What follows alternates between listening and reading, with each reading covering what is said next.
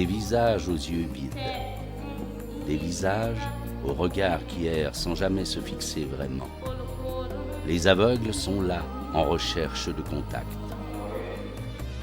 Chez le voyant, l'œil a tout d'une lampe qui éclaire la vie. Il a tout aussi de la vitrine qui témoigne du feu qui brûle à l'intérieur. Chez le non-voyant, les volets sont fermés, les stores de protection abaissés, la lampe intérieure semble éteinte ou alors, bien calfeutrée, derrière persiennes et rideaux. En fait, avec des handicapés de la vue, ce n'est pas au fond des yeux qu'il faut chercher la flamme de la vie, mais dans leur soif d'apprendre, dans leur désir de sortir de leur isolement, dans leur ardeur à quitter leur marginalisation.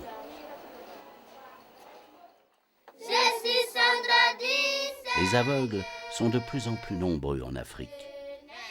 Dans un pays comme le Burkina Faso, il y aurait 500 000 malvoyants et 200 000 personnes complètement aveugles. Ils s'appellent Suleiman, Abraham, Clémentine ou Nkouni. Ils connaissent l'exclusion de leur famille. On les considère souvent comme des bouches inutiles à nourrir. Ils connaissent l'exclusion sociale. On ne les inscrit parfois même pas sur les registres des naissances.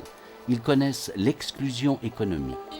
On ne pense même pas qu'ils pourraient apprendre un métier au lieu de venir grossir la cohorte des mendiants professionnels. Ils connaissent enfin l'exclusion spirituelle.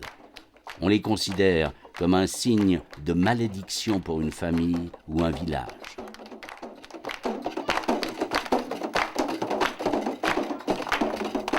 « 150 ans après la première transcription française de la Bible en braille à Lausanne, la mission évangélique Braille de Vevey en Suisse, la MEB, a souhaité faciliter l'accès des aveugles burkinabés à la communication, au monde économique, aux relations sociales et à la Bible.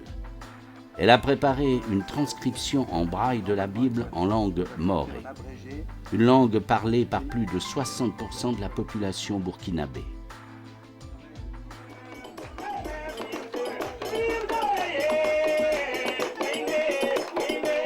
Le 24 mars 2009, ce projet de Bible en braille morée vivait son apothéose. Une cérémonie de dédicace du Nouveau Testament en braille morée avait lieu en plein air devant le siège de l'Alliance biblique du Burkina Faso à Ouagadougou. Alain Décopet, collaborateur malvoyant de la mission évangélique Braille, était de la fête.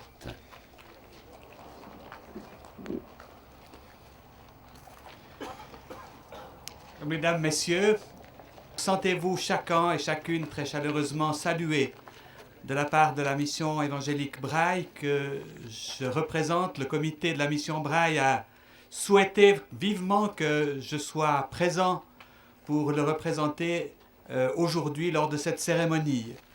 C'est une très grande joie pour moi d'être présent ici parce que la mission Braille édite la Bible en Braille et sur support sonore pour les aveugles. Elle a tout un travail de réhabilitation et nous sommes heureux de voir que les aveugles du Burkina vont pouvoir lire la parole de Dieu en moré. La remise officielle du Nouveau Testament en braille moré.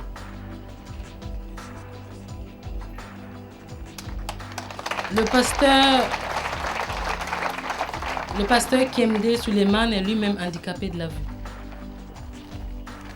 Cette Bible en braille morée n'a rien d'une Bible de poche. En fait, elle ne fait pas moins de 18 volumes A4, une véritable encyclopédie que les Burkinabés peuvent produire eux-mêmes grâce à une imprimante braille disponible sur place dans une petite unité d'impression du braille. Chaque exemplaire du Nouveau Testament en braille moré revient à plus de 300 francs suisses, une petite fortune pour les gens de là-bas. Les aveugles du Burkina Faso pourront se procurer et compulser les volumes de cette Bible dans différentes régions du pays, grâce notamment à des centres qui proposent de la littérature chrétienne pour handicapés de la vue.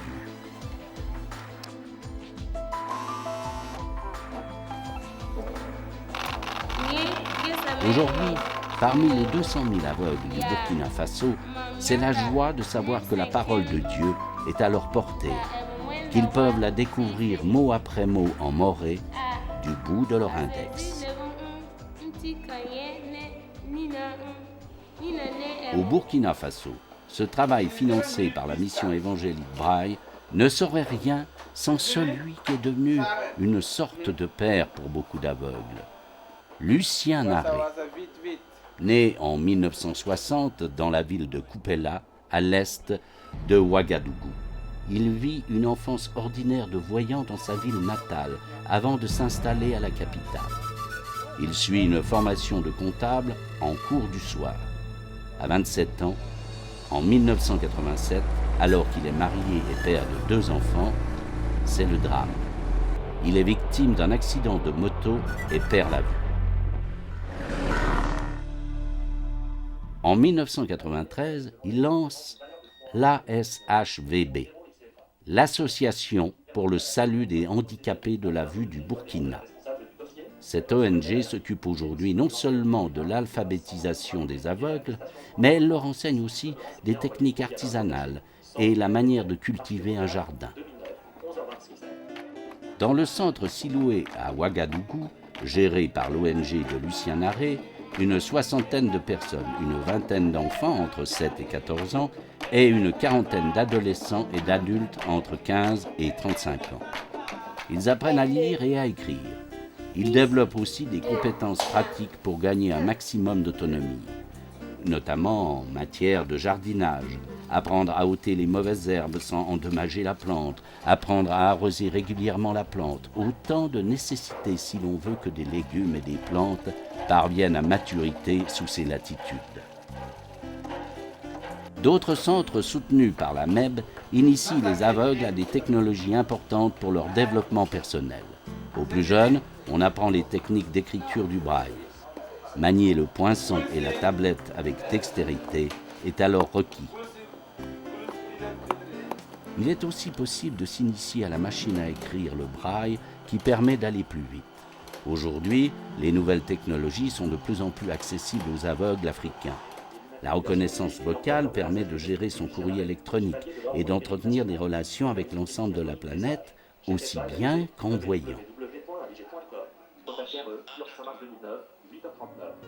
Grâce à l'ONG de Lucien Naré et grâce à la MEB, la condition des aveugles au Burkina Faso connaît une véritable révolution. La bonne nouvelle de Jésus-Christ leur est annoncée. Les visages abattus s'illuminent, les regards vides retrouvent une direction et des exclus de la société burkinabé connaissent une liberté nouvelle. Certes, il reste encore beaucoup à faire, mais des pas de géant ont été accomplis pour une authentique intégration des aveugles et des handicapés de la vue dans la société du Burkina Faso.